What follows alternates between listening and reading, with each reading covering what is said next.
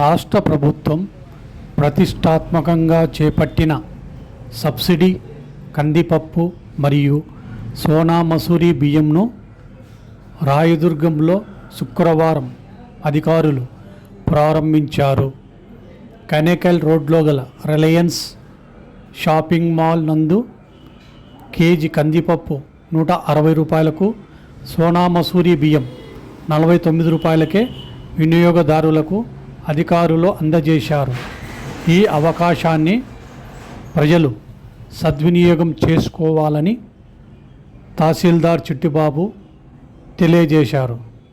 ఈ కార్యక్రమంలో deputy tahsildar Shyam, VRO Umesh, shopping mall manager Sai Krishna పాల్గొన్నారు.